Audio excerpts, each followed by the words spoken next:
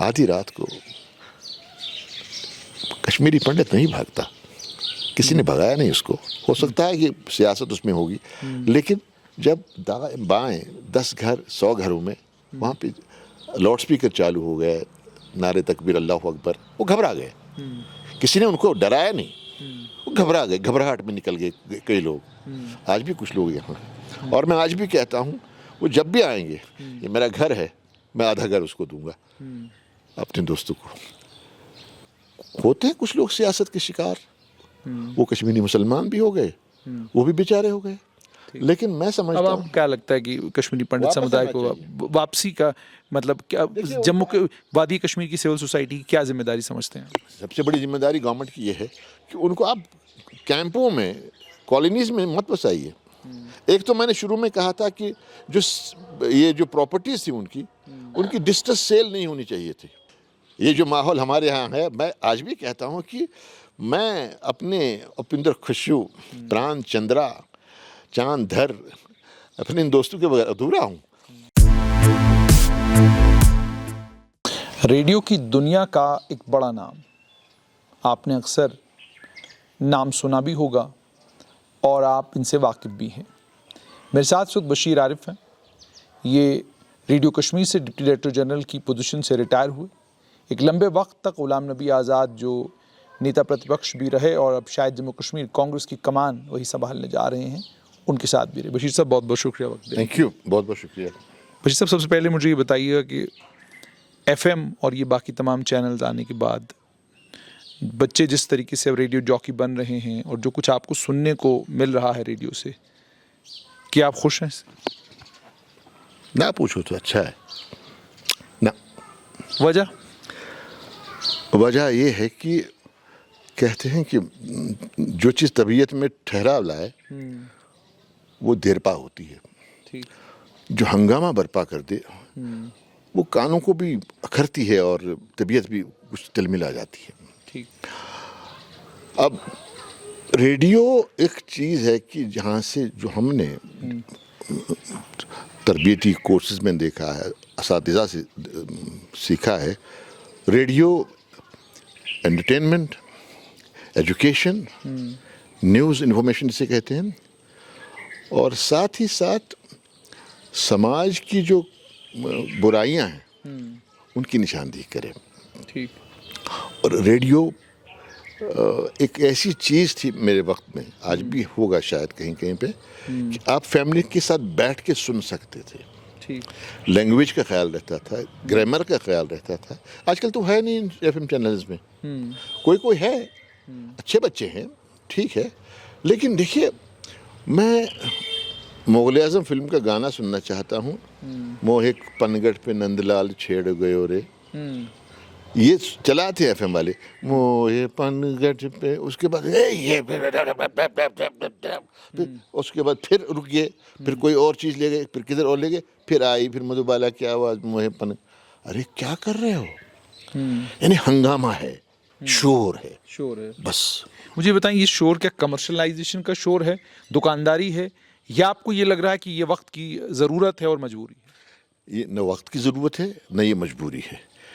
ये देखिए, जिस तरह से मैं एक बार आपसे कहूँगा जुनैद साहब बस हो गया, आप कहेंगे नहीं अभी और है, मैं कहूँगा नहीं हो गया, आप कहेंगे नहीं अभी और है, मैं कहूँगा नहीं हो गया, तो मेरा टोन भी बढ़ेगा। ठीक। ये जो आउटलेट नहीं मिल रहा है हमारी यंग जनरेशन को, वो आउटलेट्स बंद हो गए।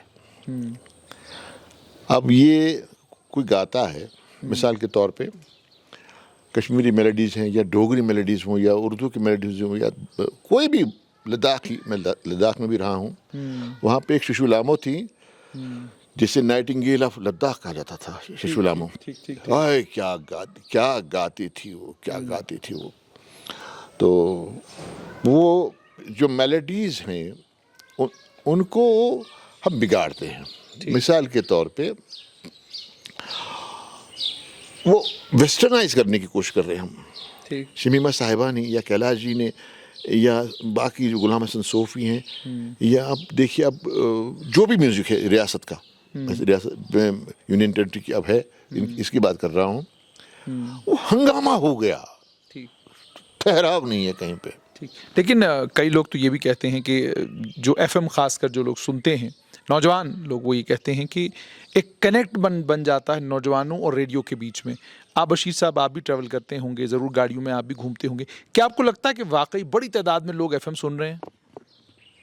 नहीं, मुझे लगता है कि मैं एक अभी आपसे जब आप तशरीफ लाए उससे पहले मैं गाड़ी में जा रहा था, मेरे बगल से बिल्कुल लेफ्ट साइड से गाड़ी जूम करके निकल गई और उसमें वूफर्स इतने ज़ोर से बज रहे थे, मैं घबरा गया, मैंने गाड़ी रोक दी क्योंकि किसी सड़क पे एक हादसा हो गया था पिछले दिनों। इस हंगामे से वो स्पीकर्स लगाए हुए हैं, शोर सुनना चाहते हैं, हंगामा देखना चाहते हैं। वो अगर आपने स्टेज ड्रामे देखे होंगे पुराने क्या, अभी 10 साल 15 साल पहले देखे होंगे आपने जम्मू में अभिनव थिएटर में या यहाँ टैगोर हॉल में, तो लुत्फ आता था, आर्टिस्ट सामने रहता था, बिल्कुल बिल्कुल आप उनसे कनेक्ट होते थे।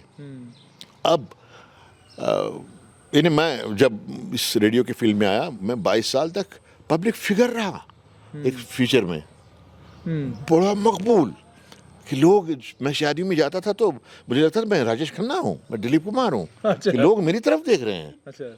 आजकल तो है नहीं ये जो आइडेंटिफाई करना लोगों के साथ, वो खत्म हो अच्छा चुका बशीर साहब, आप ये कहने की कोशिश कर रहे हैं कि आपकी आवाज़ से लोग आपको पहचान लेते थे? नहीं, ये भी है, आवाज़ की बात नहीं है।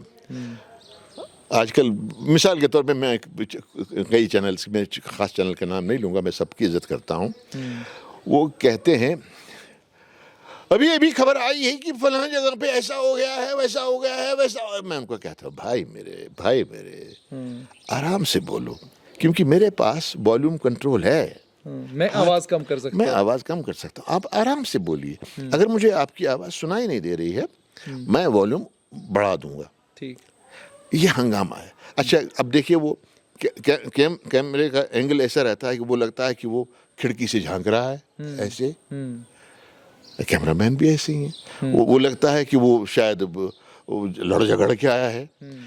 एक होता है कि अगर सेंटेंसेस में वेनम है तो वो आपको अपनी आवाज़ में वेनम डालने की ज़रूरत नहीं है। यानी अगर आपके अल्फाज में जहर है तो आपको अपनी आवाज़ में जहर डालने की ज़रूरत नहीं है। मिसाल के तौर पे आज कश्मीर में 4 मिलिटेंट गिरफ्तार किए गए, ठीक है, न्यूज़ पढ़ लिया हमने, लेकिन अगर आप इसमें अपनी ज़ात इन्वॉल्व करते हैं, आप कहते हो, देखिए पंक्चुएशन कहाँ पे करते हैं, आज कश्मीर में 4 मिलिटेंट गिरफ्तार किए गए, तो आप अपने आप को इसमें, अपना वेनम इसमें डालते हैं। You have to be, Urdu news में ये है, यानी आप सहाफ़त का वो पहला असूल बता रहे हैं कि जब आप ख़बर सुनाना शुरू करें तो आप किसी मज़हब, आप किसी मुल्क, आप किसी ज़ात, आप किसी एक कम्युनिटी से नहीं आ रहे हैं, बस आप सिर्फ एक सहाफ़ी हैं, सहाफ़ी से ज़्यादा आप कुछ नहीं हैं। सहाफ़ी शुड बी लाइक मौला अली। हज़रत अली करमुल्लाह तआला वजहू, वो एक जंग में एक दुश्मन के सीने पे चढ़ बैठे और अब बस वो मारने के लिए तैयार हैं, चुरा घोंपने के लिए, तो उसने थूक दिया, उन्हें तलवार रोक ली। अब वो दुश्मन उठ कर बैठा और कहने, आपने मुझे क्यों नहीं मारा, आप तो तैयार थे मुझे मारने के। कहने का पहले जो मुझे गुस्सा था वो मेरे और ईमान के बीच का था, वो मेरी ज़ात शामिल हो गई। जहाँ भी ज़ात शामिल हो जाए वहाँ पे मफाद शामिल हो जाता है, और जब मफाद शामिल हो जाए तो वो सहाफ़त नहीं रहती है। सहाफ़त। अच्छा, मुझे एक चीज़ और बताइएगा कि मैं भी एफएम सुनता हूँ। एक शिकायत मुझे भी एफएम से है कि पिछले दिनों मैं एफएम सुन रहा था, तो आप एफएम के ऊपर एक प्रोग्राम चलाने के लिए जो बात आप बता रहे हैं, जो मिसाल के तौर पर कोई आपसे पूछता है कि जनाब मेरे फ़लाँ मसले का हल बताइए, आपकी उम्र 26-27 साल है, तो आपका एक्सपीरियंस भी 26-27 साल वाला होगा।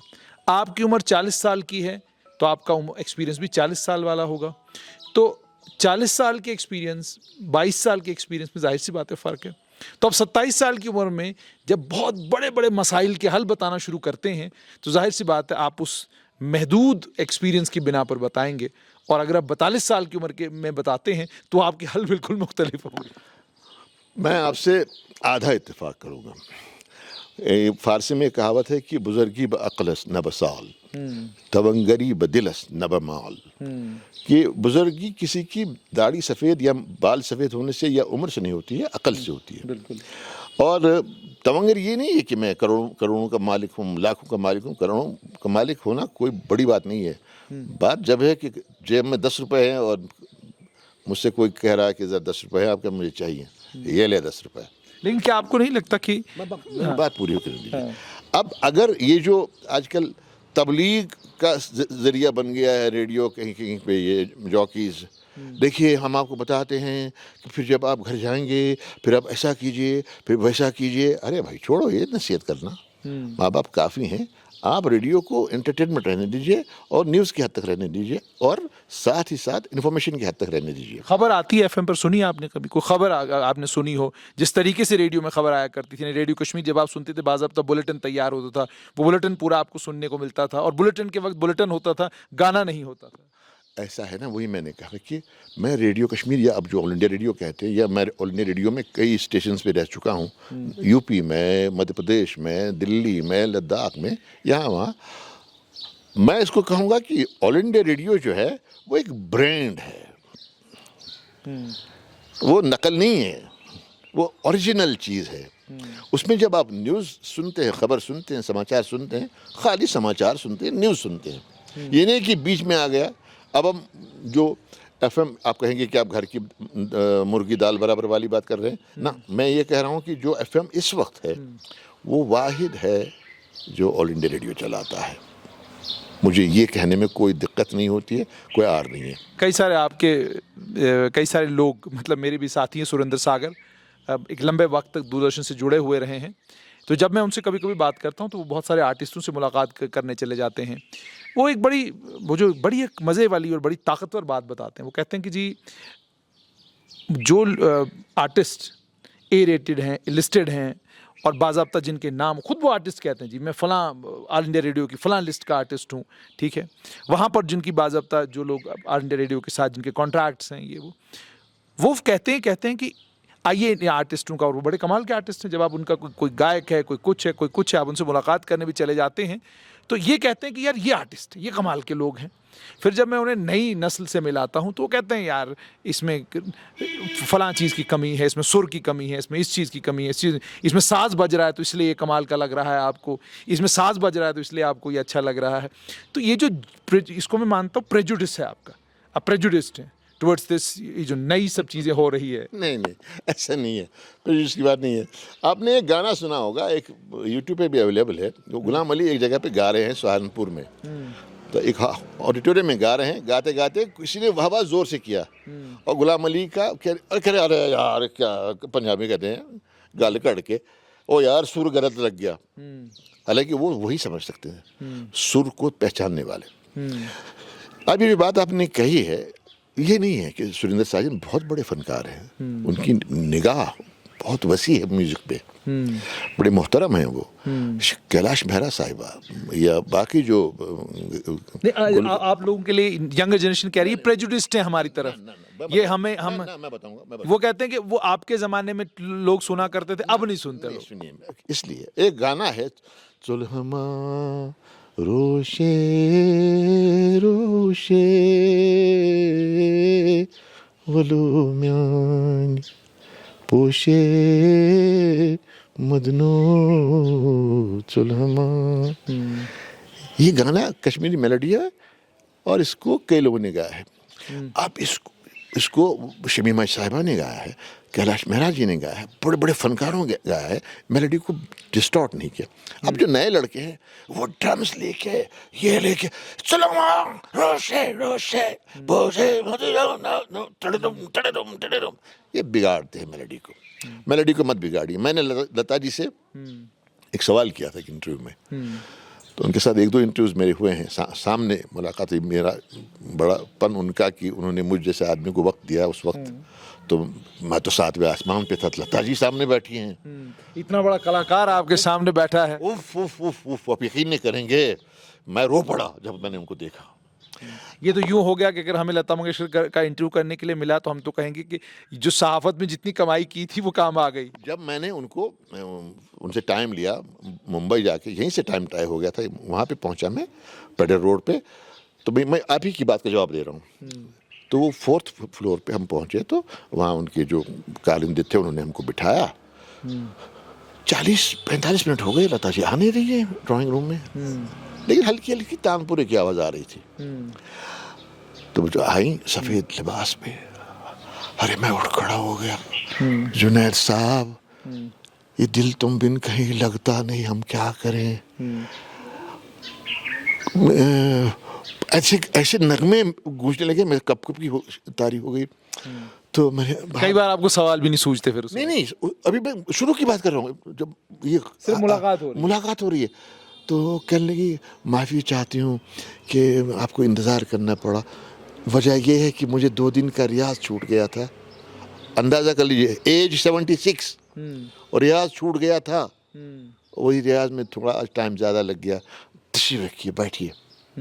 उसके बाद मैंने उनसे एक सवाल किया, बहुत सवाल, मैंने एक सवाल किया, मैंने कहा हमें एक आपसे गिला है। कहने लगी क्या? मैंने कहा आपने तमाम भाषाओं, तमाम ज़बानों में गाया है, लेकिन कश्मीरी में आपने नहीं गाया। ठीक। कहने लगे आप अपनी याददाश्त दुरुस्त कीजिए। मैंने कश्मीरी में भी गाया, और वो गाना है करियो मंद नहीं गा सकी, मंद जिगर जाय शमनो माय मशनी करियो मदनो मैंने। अरे कहने लगे ये मैंने सन 76 में गाया है।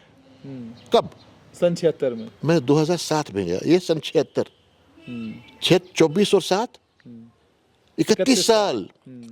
यही बात मैंने एक नव आमोज, एक नौजवान गुलूकार को श्रीनगर में पूछा। मैंने कहा, नाम नहीं लूंगा मैं उनका, मैंने उनसे कहा कि मैंने कहा यार आपने मुझे उस फिल्म में वो गाना गाया, वो जो अलाप जिसमें थी, वो कौन सा था? उसकी फिल्म का, मराठी फिल्म का नहीं, उसकी फिल्म का, उसकी फिल्म जो तुमने वो गाना गाया उसमें वो अलाप है, वो क्या है? कि नहीं वो मैं कुछ याद नहीं आ रहा, आप थोड़ा सा हिंट मुझे दीजिए। मैंने कहा आप उठ के चले जाइए। अब आपका सवाल, दूसरा हिस्सा उसका, जो नौजवान लोग कहते हैं कि हमारी कोई कदर नहीं है, ऐसी बात नहीं है। बहुत अच्छे बच्चे हैं, उनमें बहुत अच्छे, अभी अशफाक कावा क्या खूबसूरत गाता है, वाह वाह वाह वाह वाह वाह वाह। लेकिन अब उनको मैं एक नसीहत करूंगा, not an expert, as a father figure, क्योंकि हमने ये गलियां देखी हैं, कि वो रियाज करे और अपने आप को एक डगर पे रखे, गले को ना बिगाड़े। जितने भी गाने नए लोगों ने गाए हैं, या तो वो शमीम जी के गाए हुए हैं पहले, कैलाश जी के, गुलाम हसन सूफी के, अब्दुल फराश के, क्या हाफिज के, इन्हीं फनकारों के गाए हुए नए सिरे से गा रहे हैं। और लता जी से मैंने ये सवाल भी पूछा, मैंने कहा आपके नगमे अब रिमिक्स पे गाए जा रहे हैं, आपका क्या ख्याल है? कहने की बड़ी तकलीफ होती है, मेरे गानों को बिगाड़ रहे हैं। ऐसे ही यहाँ पे लागू होता है। ठीक। अगर कोई गाना, चलो हमारा रोशे रोशे गाया है, आशा कौल ने बहुत साल पहले, जब हम आप बहुत छोटे थे, आज उसको बिगाड़ के आप गा रहे हैं। मतलब जैसे आपका यूं कहना है कि जो मेहदी हसन ने गाया वही वो वही गा सकते थे, वो वही गा गए, तो अब आप कुछ अपना गाइए, आप छोड़ दीजिए गा लीजिए, उसको भी गा लीजिए, अपने अंदाज से गा लीजिए, लेकिन उसको आप बिगाड़िए मत। और ये भी कि वो जो बड़ा कलाकार है, वो जब सुने तो उसे फख्र महसूस हो कि मेरा गाना बहुत खूबसूरत गाया गया है। मैं आपको वही कह रहा हूँ, सहारनपुर में जिस फंक्शन का मैं जिक्र कर रहा था, मैं उन दिनों नजीबाबाद स्टेशन का डायरेक्टर था, मुझे भी दावत मिली थी उस फंक्शन में जाने की। एक छोटा सा लड़का जो बाद में ये जो है सारेगामापा में, उसमें भी वो शायद दूसरे नंबर पे रहा, फरीद नाम के बच्चे का, छोटा सा लड़का था, वो 8-9 साल का, वो गुलाम अली के गाने गाता था। गुलाम अली, आप यकीन नहीं करें, गुलाम अली पलंग पे लेटे हैं कमरे में, हम इधर बैठे हैं, तो वो ऐसे उन्होंने हाथ रखा है, थोड़ा सा रेस्ट कर रहे थे, तो बाहर गाना शुरू हो गया। हम कुछ खा रहे थे, चाय पी रहे थे, साथ साथ कुछ खा रहे थे। उसने कहा कच्ची दीवार हूँ, ठोकर न लगाना मुझको, ठोकर न लगाना मुझको। कच्ची वो जो गुलाम अली भी उठ रहा, कौन गा रहा है भाई, ये मेरा गाना कौन गा रहा है? आप यकीन नहीं करेंगे, उन्होंने कहा आज मैं इस बच्चे को सुनूंगा। वो बच्चा इतना खूबसूरत गाता है, नजीबाबाद का रहने वाला, अब सहारनपुर में चला गया। उसका चाचा सनवर अली, दूसरा गुलाम अली, मैंने उसको, वो रेडियो में था, वो वहाँ पे चपरासी था।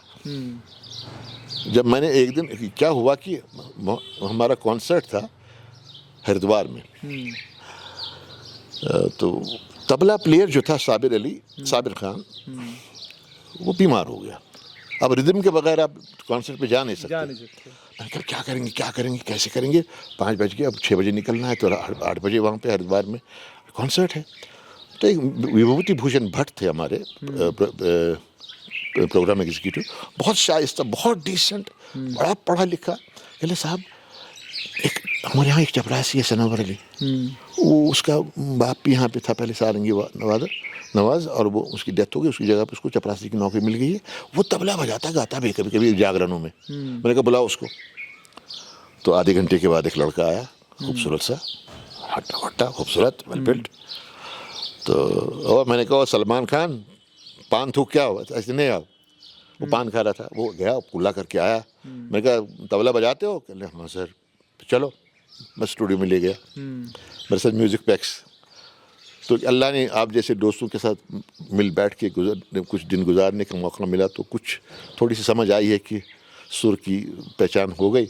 मैंने कहा तबला देखो, तो कहले साहब इसको सुर में लाना पड़ेगा। मैं लाओ, वो बजाने लगा। मैंने कहा वो सुनाओ, इन्हीं लोगों ने सुनाया। मैं और क्या बजाते हो? हारमोनियम बजाता हूँ। हारमोनियम बजाओ।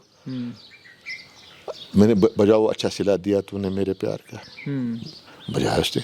और क्या बजाते हो? अकॉर्डियन बजाता हूँ। बजाओ, उठाओ, अकॉर्डियन बजा लिया। और क्या बजाते हो? तानपुरा बजाते हो। मैंने कहा यार तो बोला है चपरासी हो तो यार।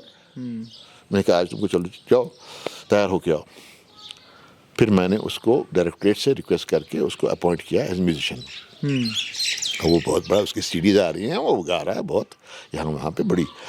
तो ये है कि उसने अपने आप को बिगाड़ा नहीं। उसके बगैर नजीबाबाद में और हरिद्वार में और आसपास के इलाकों में जागरण इनकम्प्लीट है नवरात्रों के दिनों में, जब तक सनवर अली ना हो। क्या बात है, यानी ये जो आज का माहौल है, इस माहौल के बीच में सनवर अली भी है। यस, ये जो माहौल हमारे यहाँ है, मैं आज भी कहता हूँ कि मैं अपने उपिंदर खुशू, प्राण चंद्रा, चांद धर, अपने इन दोस्तों के बगैर अधूरा हूँ। I am incomplete.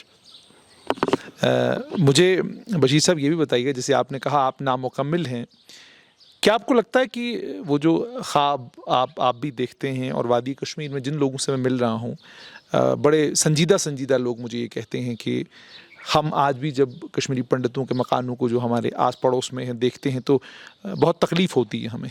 वो एक तूफ़ान था, एक रेला था, उस रेले में जो है सब कुछ बह गया।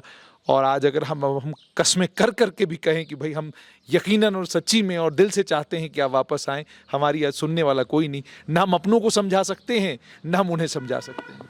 जुनैद साहब, मैं आपको एक किस्सा सुनाता हूँ। मैं 87 में जम्मू में पोस्टेड था। वहाँ पर एक हंगामा हो गया, फसाद हो गया शहर में। मैं रेडियो कॉलोनी में 4थी मंजिल पे रहता था, अकेला था, बच्चे यहीं पे थे कश्मीर में। तो कुछ कर्फ्यू लग गया, तो परेशान हो गए। तो मैंने रेडियो से ऑन किया कि हम ऐसा करेंगे, कहाँ पे क्या है, कौन, कोई घरों से बिछड़ गए थे, कोई रह गया था, सब कर्फ्यू लग गया था। आधी रात को कुछ लोग इधर छतों पे चढ़ गए, बम बम बोले कहने लगे, कुछ लोग उधर पे छत पे चढ़ने गए, जो बोले सो निहाल सत श्री अकाल। मैं घबरा गया रात भर में। मैंने कहा क्या करूं मैं। सुबह पहली किरण फूटी, मैंने ब्रीफकेस उठाया, बीसी रोड पे आ गया, जो पहला मुझे सवारी का साधन मिल गया, उसमें बैठ के श्रीनगर आके महफूज जगह पहुंचना चाहा। अब आप कहेंगे कि ये क्यों कह रहा हूं मैं। आधी रात को कश्मीरी पंडित नहीं भागता, किसी ने भगाया नहीं उसको। हो सकता है कि सियासत उसमें होगी, लेकिन जब दाएं बाएं 10 घर 100 घरों में वहाँ पे लाउड स्पीकर चालू हो गए, नारे तकबीर अल्लाहु अकबर, वो घबरा गए। किसी ने उनको डराया नहीं, वो घबरा गए, घबराहट में निकल गए कई लोग। आज भी कुछ लोग यहाँ। और मैं आज भी कहता हूँ, वो जब भी आएंगे, ये मेरा घर है, मैं आधा घर उसको दूंगा, अपने दोस्तों को, अल्लाह की कसम। मेरे पास आज भी मेरे दोस्त आते हैं, लेकिन बशीर साहब, किशन लंगू आते हैं, या भजन सोपोरी जो हाल ही में जिनका इंतकाल हुआ, किशन लंगू आते हैं, वो पूजा करते हैं। फिर मैं एक दिन उनको कहा, भाई नाश्ता तैयार है यार, भगवान को दूसरे लोग भी इंतजार कर रहे हैं, इसको छोड़ दो आप, चलो पूजा करते हैं, मुझे कोई फर्क नहीं पड़ता। नहीं बशीर साहब, मुझे एक चीज़ बताइएगा कि क्या इस बात को आप, कश्मीर की सिविल सोसाइटी का आप एक अहम हिस्सा हैं, क्या आप इस बात को मानते हैं कि बहुत सारे ज़ख्म जो हैं उन पर मरहम तब लगता है जब कुछ चीज़ों को हम भी कबूल करते हैं कि हाँ ठीक है, उस वक्त जब तूफ़ान आया तो हमें जो करना चाहिए था एक समाज के तौर पर हम नहीं कर पाए, हम आपके साथ नहीं खड़े हो पाए उस वक्त, और उसके बाद जो हादसात भी हुए, अलग अलग कश्मीरी पंडितों को जो है बाज़ाब्ता उनको टारगेट किया गया, टारगेट करके उनको शहीद कर दिया गया, आज भी कश्मीरी पंडितों को टारगेट आतंकवादी कर रहे हैं, वो सब कुछ हो रहा है। क्या मानते हैं आप कि क्लोजर तब मिल सकता है जब इस चीज़ को कम से कम कबूला जाए? अब हम यूँ कहें कि नहीं जनाब वहाँ तो उस वक्त तो डर खौफ का माहौल था इसलिए चले गए, ये हम मानने से इनकार करें कि नहीं उनको निशाना भी बनाया गया? नहीं, इनकार कोई नहीं करता, इनकार कोई नहीं करता। जलील इंद्राबी भी बेचारे, आज तक उनका पता नहीं चला, उसके किलर्स का आइडेंटिफाई हो गए, पकड़े नहीं गए। डॉक्टर अशाई, फारूक अशाई, उनको रामबाग पुल पे मारा गया बेकसूर। कई लोग ऐसे हैं इनको बेकसूर घर, अब फारूकी साहब ने दरगाह हज़रत में लाल बाजार में 2 भाइयों को बेकसूर घुस गए कुछ फौजी और मार दिया उनको, बेकसूर इधर भी मरे, कुछ उधर भी मरे। लेकिन बशीर साहब, मैं इसलिए आपसे ये सवाल पूछ रहा हूँ क्योंकि एक अक़लियत के तौर पर, अक़लियत कहीं पर भी अगर रहती है, आइन अपनी जगह कि ठीक है आइन उनको कुछ हुकूक देता है, वो अपनी जगह, लेकिन हकीकत क्या ये नहीं है कि अक़लियत अक्सरियत के भरोसे के ऊपर, उसके यकीन के ऊपर। यहाँ पर जुनैद साहब, मेरे नबी का फरमान है सल्लल्लाहु अलैहि वसल्लम कि अगर कोई तुम लोगों से खौफज़दा हो, उसे उसकी पसंद की महफूज जगह तक पहुंचा के आओ। Make him to reach the place of his choice of safety. तो कश्मीरी पंडित जो चले गए वो खौफजदा होकर चले गए अक्सर, लेकिन ये कि सारे कश्मीरी मुसलमान उसके लिए जिम्मेदार हैं या सब ने उनको भगाया, वो तो कश्मीर के हर घर में मातम है, हर घर में कोई ना कोई मरा हुआ है। चोट इधर भी है, चोट उधर भी है, दर्द इधर भी है, दर्द उधर भी है। वो आएंगे तो मैंने कहा ना आपसे, मेरे दोस्त लौट के आएंगे। मैं जब हवा कतल में जाता हूँ मुझे वो दिन याद आते हैं जब मैं वहाँ से गुजरता था तो 10 दोस्त मिलते थे।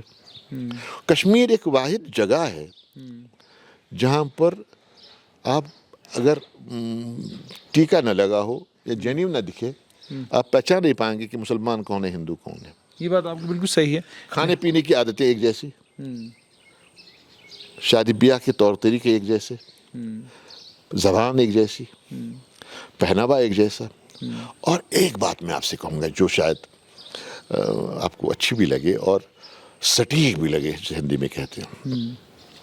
कश्मीरी पंडित, मैं उनको कम्युनिटी नहीं मानता हूँ, मैं उनको क्लास मानता हूँ। कि कम्युनिटी में सफाई कर्मचारी भी होता है, उनमें कोई नहीं है। ठीक। कम्युनिटी में पानी ढोने वाला, घरों तक पहुंचाने वाला माशकी, उनमें माशकी कोई नहीं था। उनके घरों में सफाई करने वाला, उनके लेटरिन बाथरूम साफ करने वाला मुसलमान था। ठीक। उनके घर में सब्जी पहुंचाने वाला मुसलमान, ठीक। उनके कपड़े धोने वाला धोबी मुसलमान, उनके प्रेस करने वाला धोबी वो भी मुसलमान, दर्जी वो भी मुसलमान,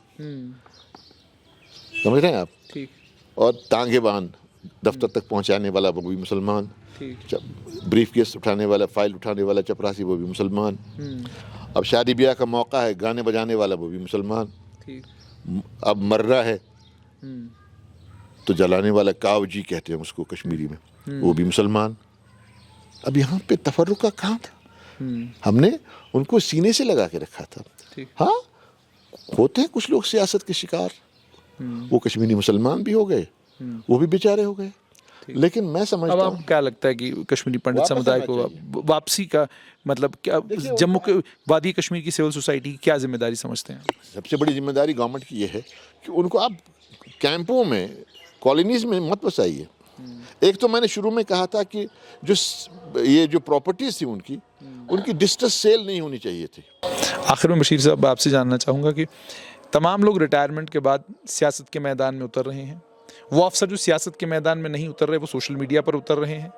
जो सोशल मीडिया पर नहीं उतर पा रहे हैं या जिनके एसीबी में मामले हैं या क्राइम ब्रांच में मामले हैं वो भी अलग अलग सियासी पार्टियों में जा रहे हैं। और उसके बाद देखने को भी ये मिल रहा है कि जब वो किसी सियासी पार्टी में चले जाते हैं ना एसीबी की रेड होती है ना क्राइम ब्रांच पूछती है तो ना क्या कोई और एजेंसी उनको पूछती है। तो बशीर आरिफ साहब भी एक बड़ा नाम रहे हैं और आप बड़े इंपॉर्टेंट पोजीशंस पर रहे हैं, गुलाम नबी आज़ाद के साथ एक लंबे वक्त तक रहे हैं। तो सब यही उम्मीद तो यही लगाए हुए थे कि शायद आप भी किसी सियासी जमात के हमरा हो जाएंगे, लेकिन आप लगता है कि सियासत से कोई दूरी बनाए हुए क्यों रखी? नहीं, सियासत से दूरी नहीं है कि अल्लाह का करम है कि ऐसा कोई केस मेरे पास नहीं है कि मुझे सियासी शरण लेने पड़े कि मैं एसीबी का डर है या एंटी करप्शन का या यानी आप कह रहे हैं आपका ईसीजी और आपका सीटी स्कैन बिल्कुल ठीक है? अल्हम्दुलिल्लाह। लेकिन एक चीज़ ज़रूर है कि लोगों की खिदमत करने का मौका मिले तो करेंगे, लेकिन ये जो मशरूम ग्रोथ है सियासी पार्टियों की कि एक आदमी अभी उसके केसेस चल ही रहे हैं एसीबी में भी और सीबीआई में भी, वो उसको एक सियासी पार्टी एक्सेप्ट कर रही है। ये मुझे लगता है कि इसमें गैरत की कमी है उस सियासी पार्टी में भी और उस आदमी में भी जो अभी तक अंडर स्कैनर है, अंडर कमीशन है। तो ऐसे लोगों को सियासी पार्टी में जगह दे रहे हैं तो ये कहाँ का ये है इंसाफ है? उनको तो खुद ही शर्म करनी चाहिए। अरे कुछ तो करो। अब मैं आपको क्या बताऊं कि एक मर्तबा मेरे एक प्रोग्राम के खिलाफ अखबार में न्यूज़ आई थी कि इस प्रोग्राम में फलां की तस्दीक की गई थी। मैंने माफ़ी मांगी रेडियो से। मैंने कहा हालांकि ये कोई ऐसा जुर्म नहीं है, ना ऐसी कोई तस्दीक है, या आपको गलत फहमी हुई है कि तस्दीक हमने की, लेकिन मैंने माफ़ी मांगी। और कुछ लोग करोड़ों डकार के बैठे हैं और ज्वाइन कर ली कोई पॉलिटिकल पार्टी और अब बस खामोश। ये सिलसिला थम जाना चाहिए। मुझे लगता है कि सियासी पार्टी में उसी को जाना चाहिए जिसका कम से कम अपने ईमान पे भरोसा हो, जो अपने आप को समझता है कि मैं लोगों की खिदमत करना चाहता हूँ। वो लोगों की खिदमत नहीं करना चाहते हैं, वो अपनी they try to save their own skin, अपनी स्किन बचाना चाहते हैं। तो फिर आप एक काम और कर सकते हैं, सोशल मीडिया के ऊपर एक्टिव हो जाइए। आजकल तो जिसके भी आपने कपड़े उतारने सोशल मीडिया के ऊपर चढ़ जाइए और जो कहना है कह दीजिए, ना कोई रोकथाम है ना कोई पूछने वाला है। आप अपने दौर में तो कुछ कहते नहीं थे। ये भी है ये बड़ा सा अच्छा सा। अभी आपको डिक्शन नहीं पता है सोशल मीडिया पे जो एक्टिव है, जो लोगों की पगड़ियाँ उछा रहे हैं, वो कहते हैं नाज़रीनो किराम, नाज़रीन किराम नहीं, नाज़रीनो किराम। उनको ये नहीं पता, डिक्शन नहीं पता सही। एक साहब कर रहे हैं, कह रहे हैं कि एक डेड बॉडी आने वाली है, आप अंदाजा कर लीजिए। डेड बॉडी आने पर वो लाइव है, कह रहा है कि अभी मैं आपको ये क्या कहते हैं पुरकैफ मनाजिर दिखा रहा हूँ, पुरकैफ मनाजिर दिखा रहा हूँ कि अभी एक लाश आने वाली है, डेड बॉडी आने वाली है, पुरकैफ मनाजिर। और दूसरी जगह पे कह रहा है अभी भी हमारे सूत्रों से पता चला है कि यहाँ पे एनकाउंटर होने वाला है। अरे क्या है भाई? तो ऐसे सोशल मीडिया पे हम नहीं आते। हम सोशल मीडिया पे आते हैं, हम आपको बताएंगे। पहले लोग किताब लिखा करते थे, जब रिटायरमेंट होती थी ना, अक्सर लोग रिटायरमेंट के बाद एक बड़ी खूबसूरत किताब लिखते थे और वो किताब पढ़ के आपको पता चलता था, उस दौर के बारे में थोड़ी इत्तलात मिलती थी आपको। अब किताब नहीं आपने लिखनी है, अब आपने सोशल मीडिया के ऊपर उतरना है। ना सुनिए, किताबें मेरी एक तो छपी हुई है जो दौरान सर्विस आई थी, मेरा शेरी मजमुआ दीदगिरियाँ। एक मेरी कहानियों की किताब आने वाली है, मैंने वशी कोतर। एक मेरी अंग्रेज़ी की किताब आने वाली है, मैं अगली इंडियन फेस। उसको आप पढ़ेंगे तो अच्छा लगेगा। उसमें से इक़्तिबासात कभी कभी मैं अपने फेसबुक पे डालता हूँ, तो लोग कुछ तो खुश होते हैं, कुछ नाराज़ हो जाते हैं, क्योंकि मैं कहता हूँ वही बात, समझता हूँ जिसे हक, न अबले मस्जिद हूँ न तहजीब का पाबंद, अपने भी ख्वाब मुझसे हैं बेगाने भी नाखुश, मैं ज़हरे महला कभी कह न सका कंद। तो ये बात है कि सोशल मीडिया पे आ जाओ, लेकिन किसी की पगड़ी मत उछालो। जहां आपको लगे कि आप किसी की पगड़ी उछाल रहे हैं, किसी की इज्जत से खेल रहे हैं, वो सहाफत नहीं है। लोग आपसे शिकायत नहीं करते, आप इनकलाब का हिस्सा नहीं है? सोशल मीडिया पर आ जाइए, देखिए क्या धमाल चौकड़ी मची हुई है। पिछले दिनों आशीष विद्यार्थी ने इसके ऊपर एक बहुत खूबसूरत, आशीष विद्यार्थी थे या कोई और थे, जिन्होंने बड़ी खूबसूरत सी इसके ऊपर जो है बाज़ाब्ता कविता एक लिखी हुई है, जिसमें वो ये बताते हैं, कहते हैं भाई कमाल की बात है, एक आदमी ने मुझसे आकर पूछा तुम सोशल मीडिया के ऊपर एक्टिव नहीं हो? देख, वो राना है, वो आशुतोष राना। क्या कहने, वो बहुत बड़ा फनकार है। मैं भी सोशल मीडिया पे हूँ, मैं भी यूट्यूब पे हूँ। आप क्रांति के साथ नहीं हैं? अभी मुझे सोशल मीडिया ने 1 महीने के लिए बैन कर दिया था, फेसबुक ने। क्यों? तो मैंने कमेंट किया था कि मैंने कहा था ऐसे लोगों को जेल में होना चाहिए। मैंने एक मुस्लिम साहब के बारे में लिखा था कि ऐसे आदमी को जेल में होना चाहिए। उसने सोशल मीडिया पे ऐसी बात कही जो फैमिली पे बैठ के नहीं कर सकता आदमी, ठीक। तो सोशल मीडिया पे कैसे कर सकते हैं। मैं जब रेडियो पे प्रोग्राम करवाता था मुख्तलिफ प्रोड्यूसर से, मैं कहता था प्रोग्राम ऐसा होना चाहिए जो प्रोग्राम मैं अपनी बीवी बच्चों के साथ बैठ के, बेटी के साथ, बहन के साथ, माँ के साथ बैठ के सुन सकूं। जो मैं कल में घर में रेडियो ऑन होगा तो मैं उनसे कहूंगा भाई बंद करो, तुम्हारे लिए नहीं है। जो मैं उनके लिए नहीं कर सकता मैं दूसरों को कैसे सुनाऊं। तो यही मामला मेरा सोशल मीडिया के ताल्लुक से है। बहुत बहुत शुक्रिया। तो ये थे बशीर आरिफ, आपने इनसे सुन लिया। ये सोशल मीडिया पे क्रांति नहीं ला रहे हैं, बहुत सारे और लोग सोशल मीडिया के ऊपर ज़बरदस्त क्रांति ला रहे हैं। लाते रहिए क्रांति। लेकिन इन्होंने बड़ी कीमती बात कही कि सियासत को लेकर जब मैंने पूछा कि आप सियासी मैदान में क्यों नहीं उतर रहे हैं, तो इन्होंने कहा खिदमत खल्क के इरादे से अगर आप उतरते हैं तो बात तो बिल्कुल सही है, लेकिन अगर आप अपनी स्किन बचाने के लिए, यानी आपने जो अपने पिछले कल में किया है और आज आपको खतरा है कि ये हुकूमत जो है आपको वहां भेज सकती है जहां आपको वैसे होना चाहिए था, उस खौफ से अगर आप सियासत में आ रहे हैं तो फिर आप सियासत में किसी की खिदमत नहीं कर पाएंगे।